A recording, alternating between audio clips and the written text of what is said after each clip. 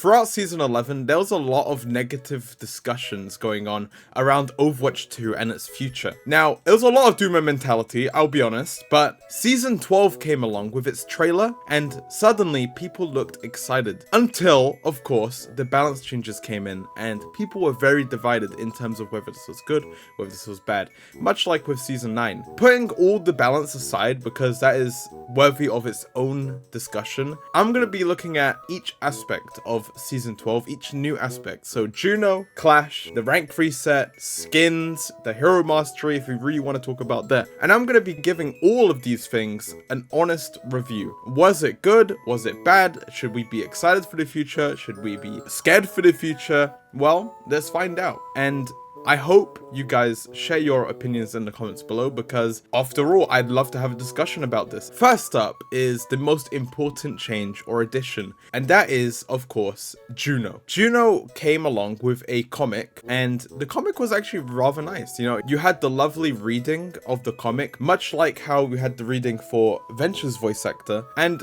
honestly, I'm happy that this is a new trend. If we get this for every single hero, that'd actually be pretty good. I enjoy those. After the comic, of course, there was the cinematic that came out. It wasn't a full-blown cinematic, but it was very, very good. You know, I commend the animation team, the story writing team. Very good job. But Juno herself, is she a good hero? Is she gonna be fun? Which is the most important question. You know, is she fun to play with? Is she fun to play against? Because a lot of the new support heroes nowadays, they are not particularly fun to play against, but they are fun to play with. So Juno, does she tick the box of being fun to play with? Well, let's talk about her kit. She has 4 abilities, basically, including the ultimate. She has Speed Ring, she has Hover, she has her missiles, the auto-lock missiles, and she has her ultimate Orbital Ray. Now, Speed Ring is particularly interesting because this was like the main advertisement for Juno, basically. And this is the main reason the devs want you to pick Juno, is for the Speed Ring. It's sort of like a pseudo replacement to Lucio. I wanted to say like complete replacement to Lucio, because Lucio still has his niche picks and Juno has her own niche picks, but Speed Ring as itself is very, very versatile. Like, in a fight, there is no one right way to use Speed Ring. Like, you can use it to help your support run away from dives or rushes or whatever. Like, if they're getting dove by a tracer, you can use a Speed Ring on your Ana, for example, if you really want to do that. You can use it to initiate fights, so you can use it with your tank, with your damage heroes. You can use it like that, or you can use it for yourself if you want to get to better positions. You can just use it like that if you really want to. It's really cool. It's really good. There's a lot of choice when it comes to using a Speed Ring. It's multi-use, and that's basically what we like to see in terms of an ability. Her other ability, Hover, I don't actually know what the official name for the ability is. I just call it a hover because she hovers. You know, it's the glide. It's a big glide, like she just flies across the map. Now, this ability is also multi-use because you can use it in 2 different ways. You can use it to stage your missiles, so you can use it to hover around the corner to get the high ground, basically, and then use your missiles in conjunction with that. Or you can use your hover to avoid dives as well. You can use it to evade enemies that are trying to flank you, that are trying to kill you, basically. And that's pretty useful. You know, you actually have choice in terms of what you want to use. There's no one way to use the ability. The next ability is probably the most curious ability of them all. It's the missiles. Now, these missiles, they both lock onto enemies and your allies, which I actually like, because this ability very much relies on how good your positioning is. When you use this ability, you do not want to be using it on one person and one person only. You're going to be wanting to use this in the moment, in the fight, on everyone. So you want to give your teammates health and you want to damage the enemies. Now, what makes this very interesting is that you can combine it with the hover, as I said before, but what you do is you do your double jump, you hover, you go around, and then you use your missiles and you just come back. What is the most interesting aspect of her kit is actually her ultimate, because when I say interesting, I mean like, I'm kind of undecided whether I like the ability or not, because her ultimate is really powerful. because it boosts the damage of your teammates and it heals them a lot. But it also moves very, very slowly in the direction you choose it to go. So when you use Orbital Ray, you're going to be guiding it somewhere when you first use the ability. But basically, it's kind of iffy to use in conjunction with the rest of her kit. Juno is a character that very much likes to play on the outskirts of the battle. Because of the missiles and the hover, the speed ring, Juno doesn't want to be inside the battle, like a Baptiste, for example, or a Lucio. Juno wants to be on the outskirts. Juno wants to be hovering around in the sky, using her missiles on everybody. If she's in the middle, she can't really use her abilities as effectively. Orbital Ray, the main issue of Orbital Ray with the rest of Juno's kit is that to activate the ability, because it moves so slowly, you kind of have to be inside your team to start, and then you use the ability and then you back out. That isn't really great. That isn't really great. Now, you could use it like that, or you could use it just for yourself, right? But if you want to do that, I've used it sometimes like that, you know, when like I feel like I need more sustain or I need more damage to finish off a target. Now, sometimes it works, sometimes it doesn't. It really depends on the situation, but Orbital Ray feels kind of anti-synergy, you know, like it doesn't really mesh well with the rest of the kit. So that is still very interesting. I feel like there's something you could do to the ability or the ultimate to make it feel more in line with the rest of Juno's kit, more in line with like a distance playstyle.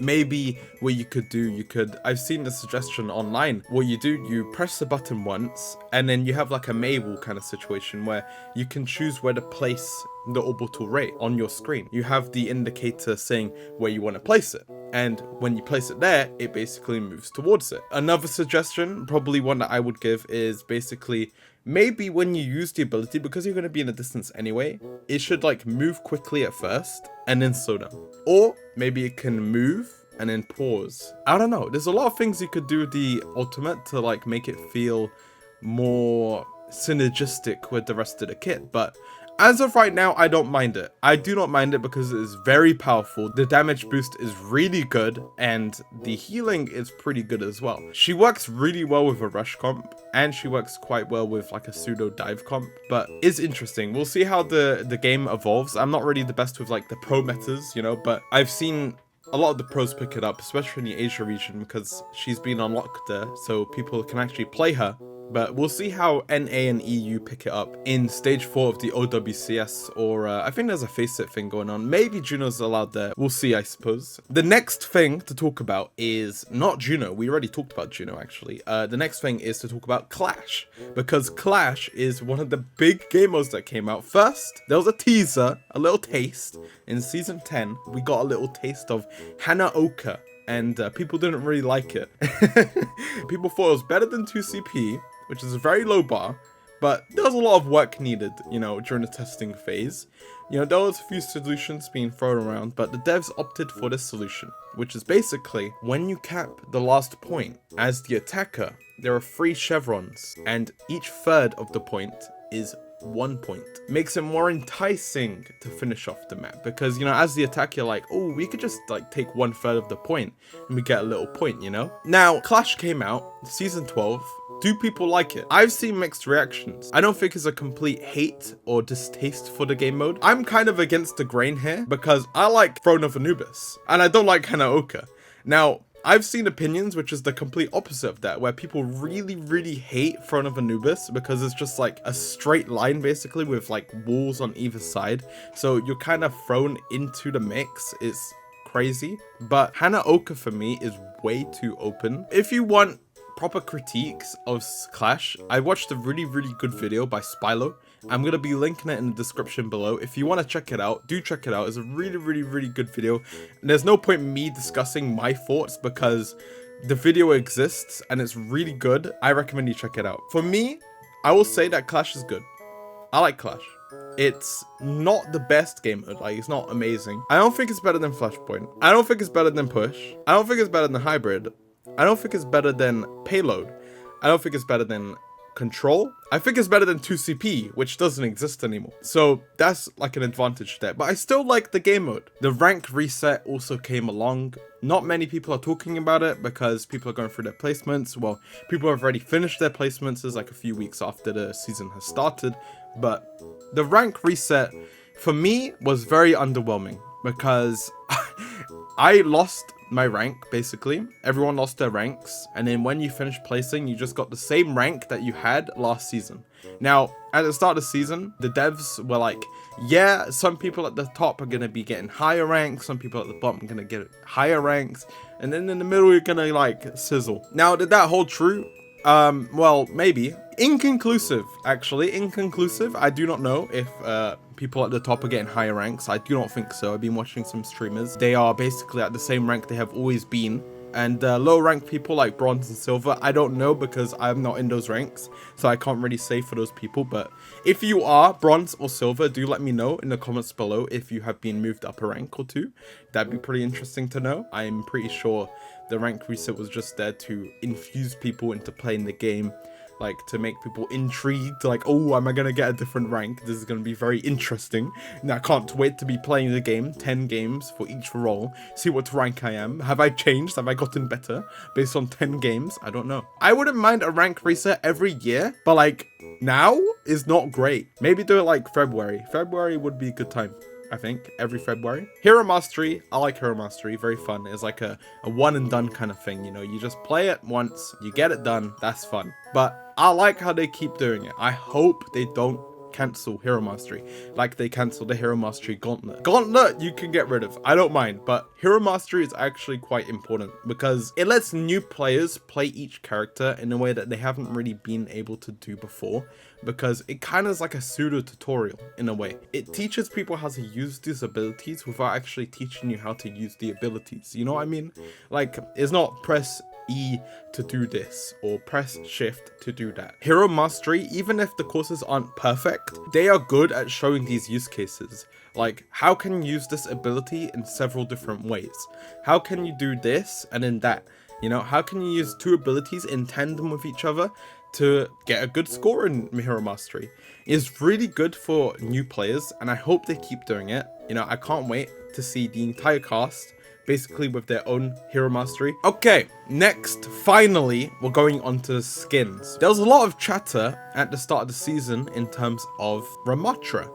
Ramatra did not get the mythic skin this season, even though it's an Egyptian themed season. Now, the problem with that is that Ramatra's initial design was apparently meant to be Anubis, and people thought that Ramatra would be the perfect character to get the Anubis themed mythic skin.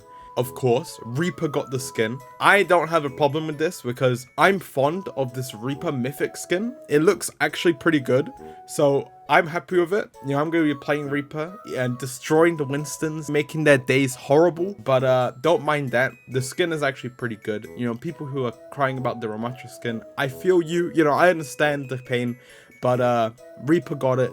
That's how it works. One thing I will talk about is the fact that Mercy Mercy and Kiriko keep getting skins, maybe like 10 skins every single season.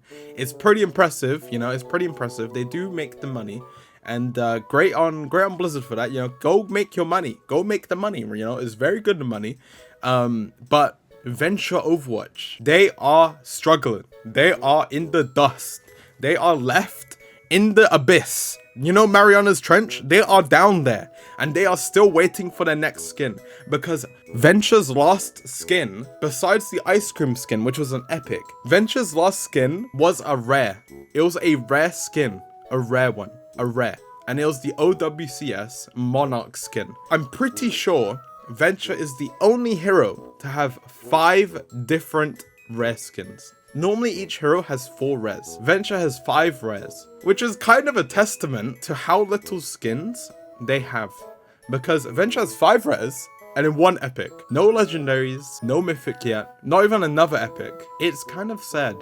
It's very sad. You know when Venture came out, by the way? Venture came out in season 10 and into season 12. And the dev said that Venture will be getting a lovely skin in season 14. That is 4 seasons of of no skins. Venture's only skin was the ice cream skin, basically. The Monarch skin, I'm not gonna count that. That's a rare. Okay, that's a rare skin. I'm not gonna count that. But the only skin they got was the ice cream skin. And then nothing. And then nothing. Next season, nothing. And then season 14, we get 1 skin, probably. 1 skin. And it's going to be very intriguing to see what the skin's going to be. I can't wait for it to be a simple recolor. Maybe like a chromatic skin. You know, an epic. Oh my god, it's an epic. That's basically all I have to say about skins. You know, the skins this season, they look really good. But, yeah, we need more variety in terms of which heroes get the skins. So right now, it's just the basic Genji, Reinhardt, Mercy, and Kiriko. But we won't talk about that, you know, we won't talk about it anymore. That's basically it. Season 12 in a nutshell. Honest review. An honest, unpaid review. I am not a shill. I am not a doomer. I am me, basically. And I hope I see you next time, you know. Great video. And I'll see you. Goodbye.